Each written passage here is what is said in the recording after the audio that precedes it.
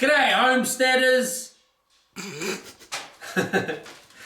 With a house full of animals, it's surprising there aren't more massacres in small town Austria. But actually we did pretty well. It took like 2 or 3 days.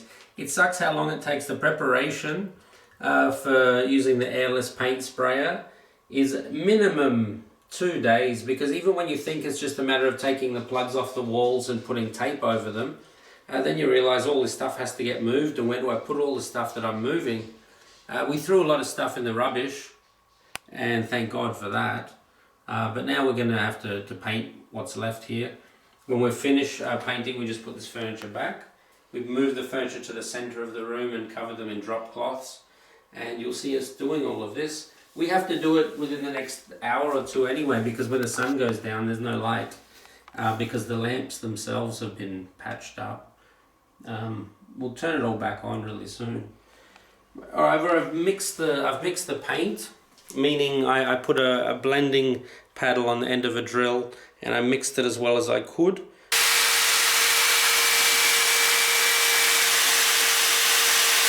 I'm not sure if I got right to the bottom of this, because it's like a 25 litre pot.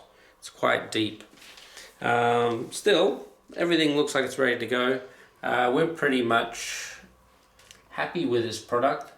The preparation time is worth it, of course, because once you put the coat down, and literally one coat, the work is done.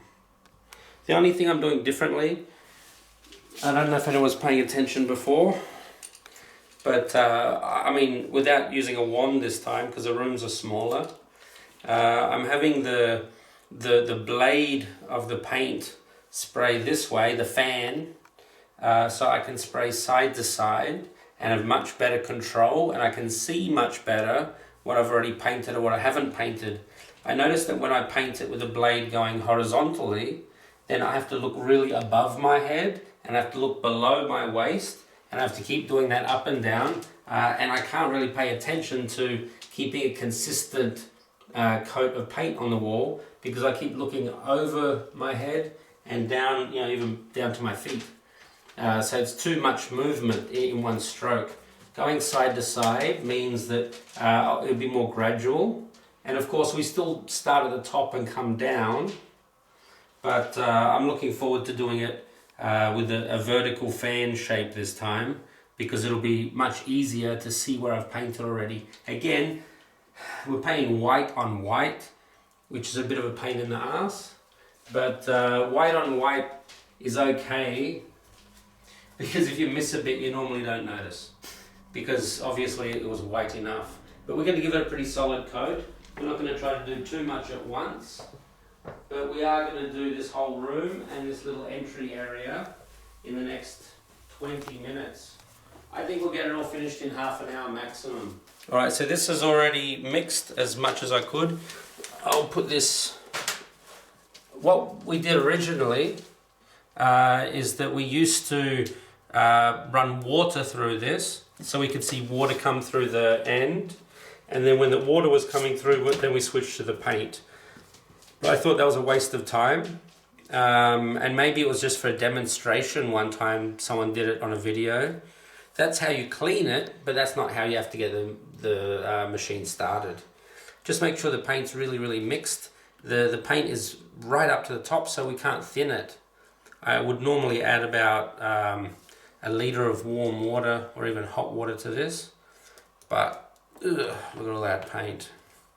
We have 25 litres of paint to work with today. So we can use the setting 4 instead of 5? Sure. Or maybe even 3, but 4 maybe. Yeah, we can try a few things, but first we have to prime it, which means setting this bar horizontally, and the machine is in. What I'm going to do is just sort of spray it with the nozzle is open, so it's not actually a fan at this point, and you can tell when you turn the key. Now it's ready to spray forwards. What number? This is a number... Oops.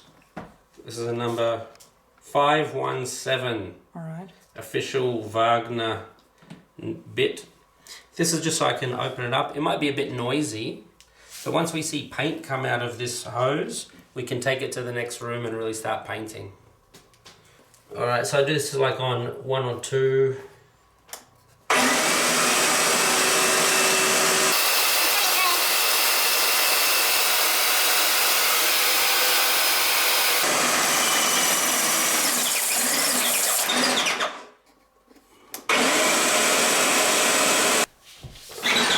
So we'll see some results. Alright.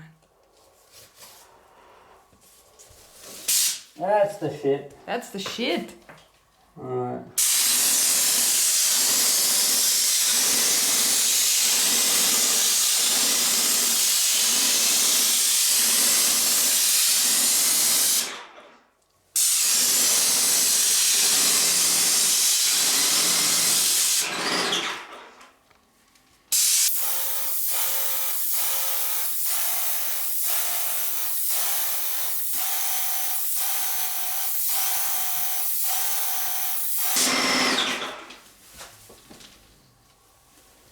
Looks alright.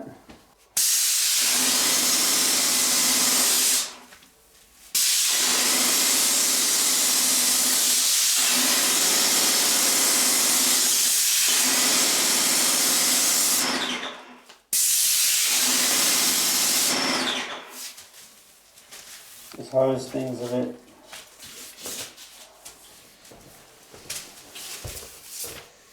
Yeah, it's gonna be. I'll do this section, and then the bit near the window, then the next section. I can't do it all at once. It's just too much. Alright. Yeah, white on white is really hard to see.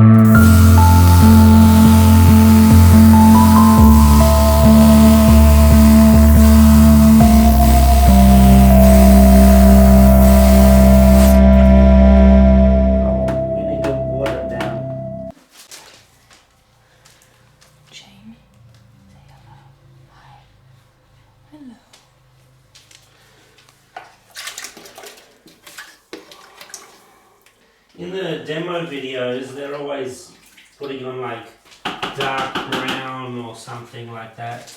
Yeah. Yeah, something really obvious. Yeah, so it's impossible. It's really impossible to see white on white. That's why I think we ended up using more paint than I thought we would, because I was using more intuition than anything to see where I might have painted already. And you can see the bits that are darker or lighter are the bits that are wet or dry. It's fine. We'll mix up the rest of this paint, and I'm sure there's enough here to finish the job. It's still about half full.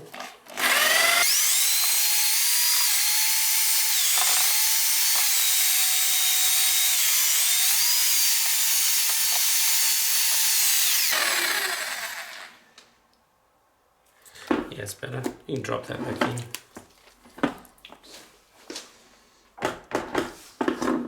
Yeah, you always kind of have to keep an eye on the level. This one's going to be a bit thinner, but I still can't see it anyway. So as long as it's covered, it's covered. That's my theory. If it's wet, it's been painted. Alright, white on white. I don't know what other people's answers are to this, whether you use like infrared goggles or something.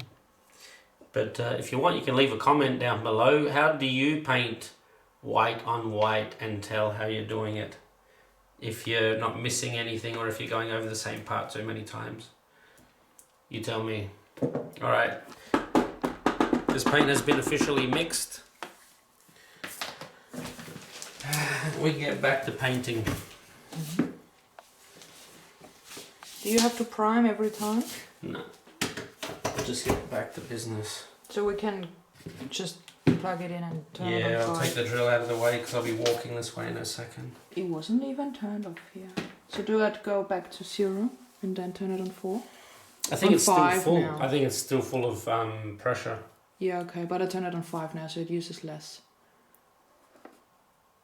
Less paint because it's thinner now. You know, 5 is the 5 is the highest maximum. viscosity, and then 4 is lower. I mean, Put it on 4. alright. I can't see it making a huge difference now, but I'm going to take the drill out of the room.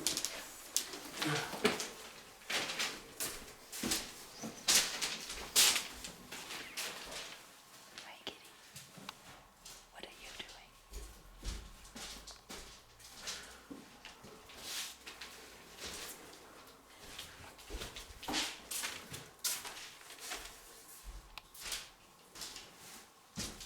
Alright. Got to put on all my safety gear again. Thing is, you might not think you need it, but when you start sneezing up white paint, you realise it's probably gone down into your lungs as well. And if you're using other kinds of paint like enamel, it can be quite dangerous.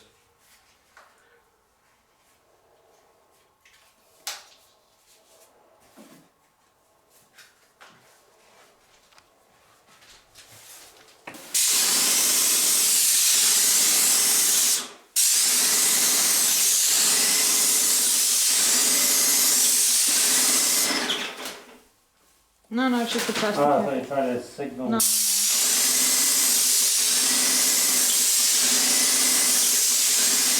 Like an old school diver. I get knocked inside Yeah, like the diving bell, and you pull on the cord. or? I would use words if I want to communicate. No, you're underwater, you're a diver. Okay. A diver. Alright. A diver!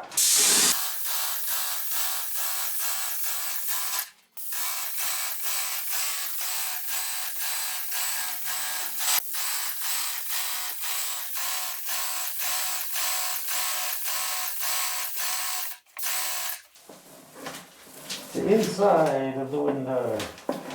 Always tricky. Yeah.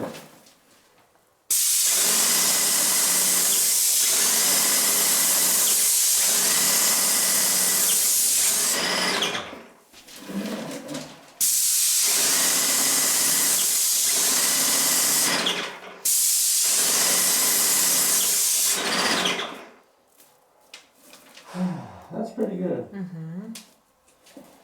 Okay, the ceiling. Careful of that. Yeah.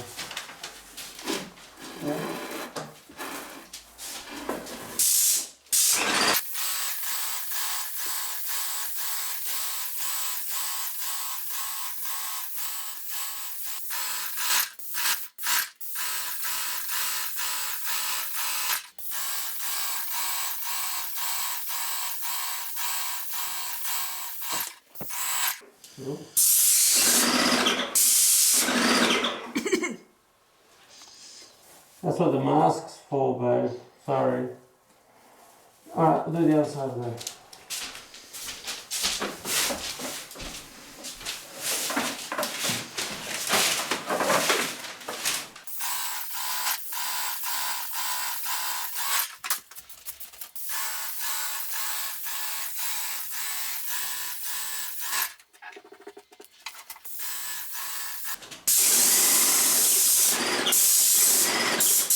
Yeah, the paint's definitely thinner.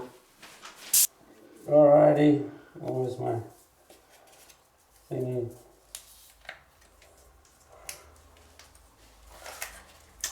We used almost 25 litres of white paint, probably because I couldn't tell when I was painting over an area that I painted already.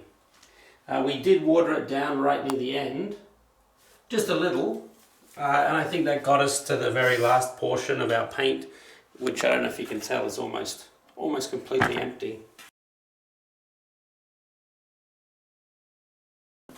The last portion of this is cleaning, and I'll do that right now. I'll get a bucket of clean water and I'll bring it out here and I'll show you. I need 2 buckets of clean water, one of genuinely clean water which will go through the system, and one where I can just basically wash the tips of this filter system and save what little paint we have there, so that if need be I can go around with a brush at the end and just brush any little bits I might have missed, or maybe that I might bump or something while we're waiting for it to dry.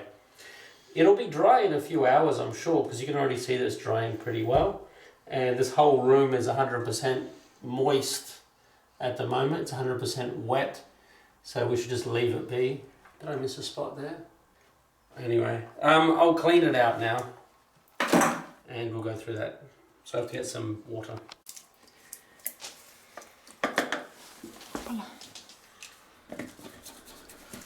You filming? Alright, so the cleaning process is straightforward but very laborious. Very laborious. So I just usually get a brush to start with and just clean off the tips in this original. This is clean water technically, but I find it's easier to get the tip clean while it's still wet rather than having to wait. Oh, I did forget to do something. Ready? This hose is completely full of paint. Right. But I don't have anywhere to put it. Well, I get a jar. We still have paint in this hose here, and we're going to stick it in a jar. We don't want to waste anything if we don't have to. I turned the nozzle around so it's going to clear out. That's the way to paint. This is the way to clear out the nozzle. Just turn it around the other way. And it'll basically just be putting a pin prick of paint into the jar, and everything should still be on. So technically this is what it should look like.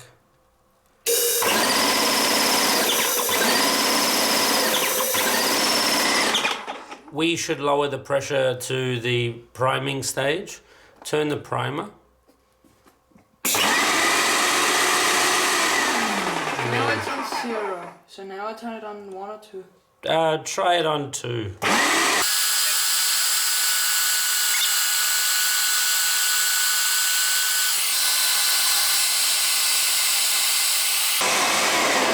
Why do you want it on prime if it's way too slow? We'll do it faster, just because it's under control. See what I mean?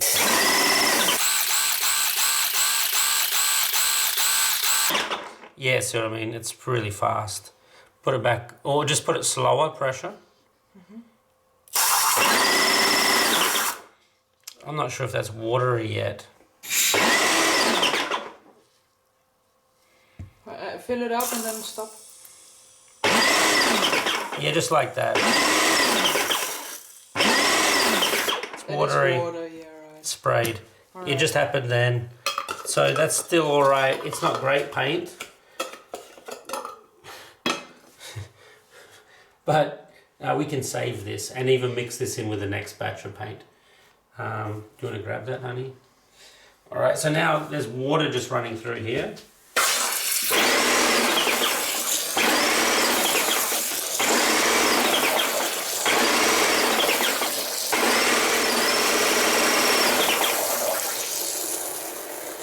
Yeah, that's water. So we'll turn it off? Alright, I'm going to spray it in here. Yeah, you can kind of go back and forth with the water till both of them are quite clean. So I'm going to put this into the next fresh water and throw out this.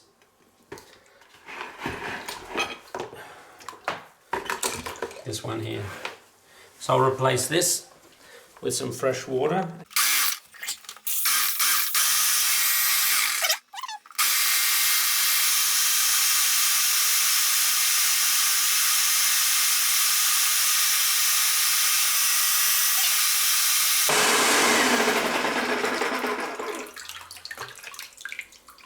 All these chunks.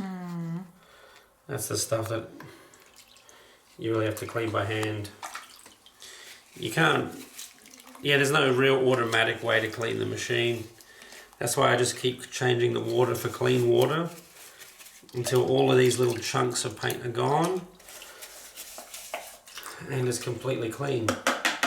As you can see, it's not completely clean yet.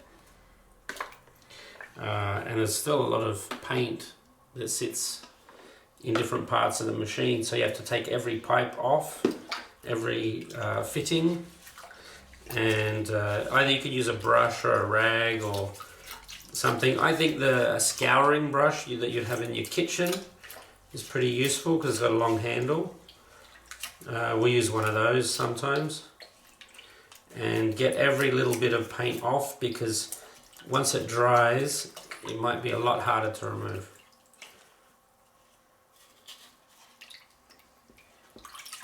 Alright, I'm just going to keep doing this for a while. Oops. Cleaning every single part separately. There's no way around it. I'll take this apart too.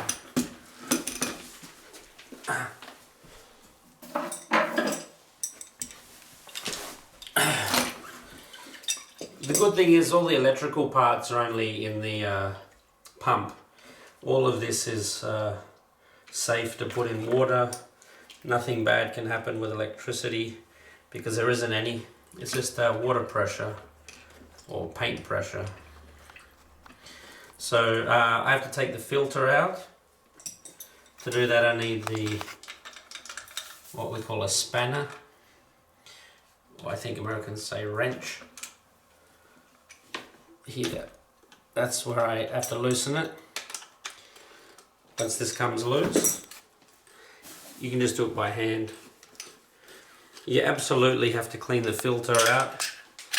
I think it's the most important part. Again, the whole thing needs to be submerged and cleaned out with a brush. You know, like I said, if you've got a big sink to work in, that's pretty helpful. You know, take everything apart that you can. Every portion of the machine. You'll get familiar with it anyway, because you have to take it all apart every time. Every bit of this needs to be completely clean,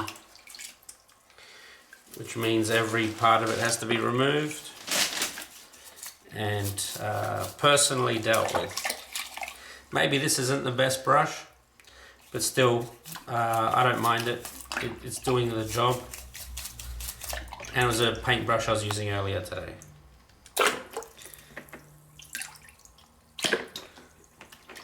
Okay, This part of the gun's pretty easy to clean.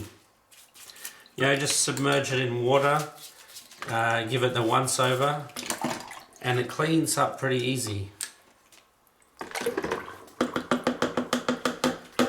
Oops. But again, the filter is a very important part to clean. This part is where a lot of problems can happen. And if you're not cleaning your filter, then you might have bigger problems with the hose later on down the line.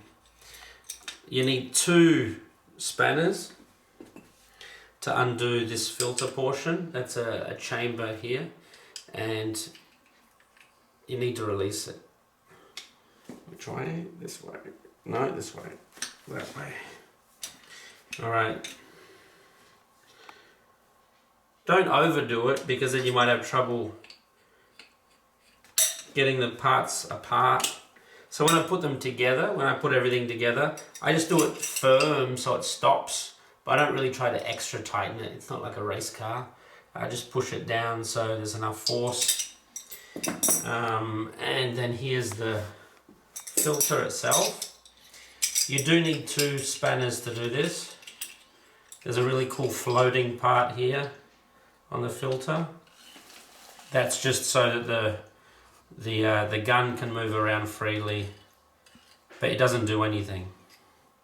And then so you'll see that it splits in half, right down the center, right down the center. It's a chamber. And this is where you'll see what the paint quality looks like.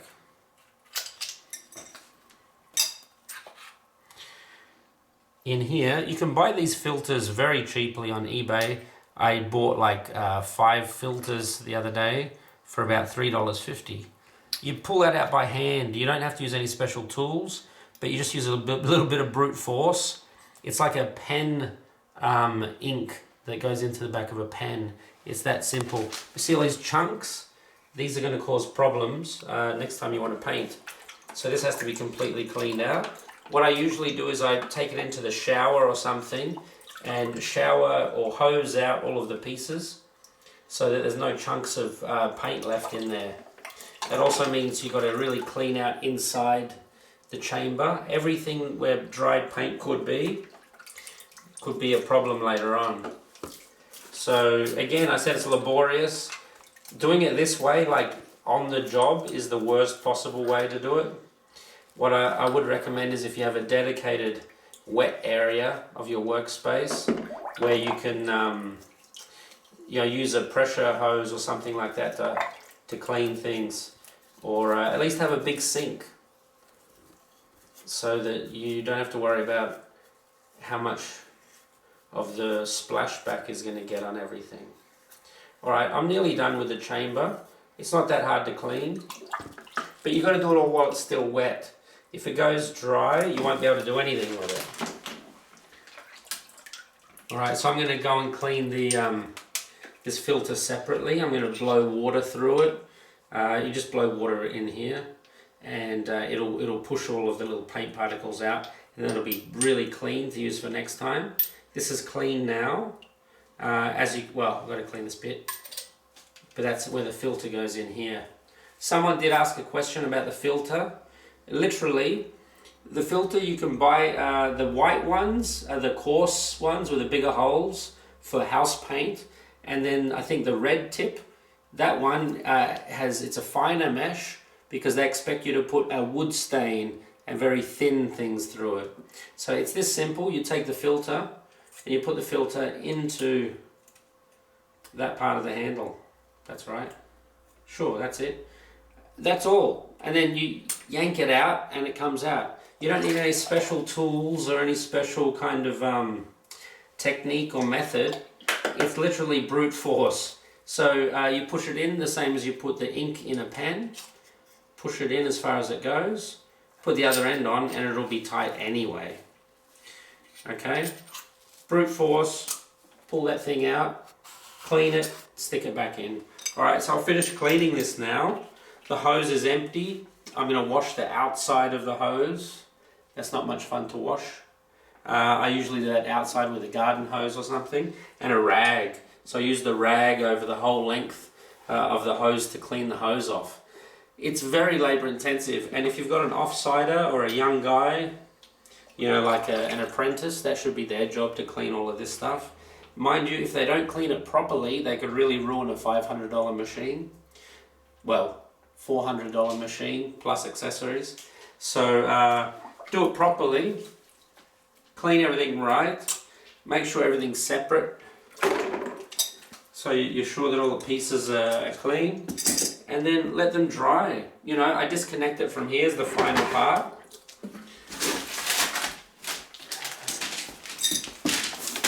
This is the last nut. I'll make sure there's no pressure. Okay, no pressure in the machine. I release this nut.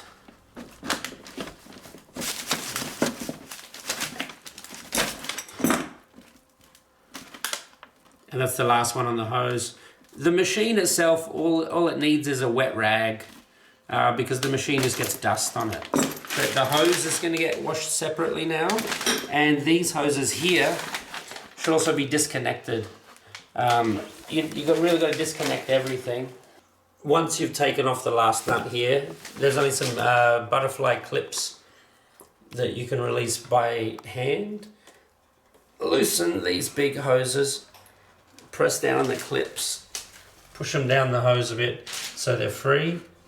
You've got to wiggle them a little. They will come free eventually. Yep. And then that's it. So the machine itself just needs a dust down with a rag, probably this one. But I have to now go and clean this hose separately till it's clear, and it's not clear yet. I have to clean this hose separately until it's completely black again. But all of these hand accessories are already cleaned. The idea is just to wash them off now and let them dry properly. Okay, that's as much of the cleaning as you need to know. This part has to get washed. The hose needs to be washed, and make sure that you've put all of the paint out of the hose, because once it dries in there, you might as well just buy another hose. And I'm sure they're expensive because everything else from this brand has been quite expensive. Alright, I'll take this stuff now and go clean it outside. I'll take this too because I'm afraid it's still full of water.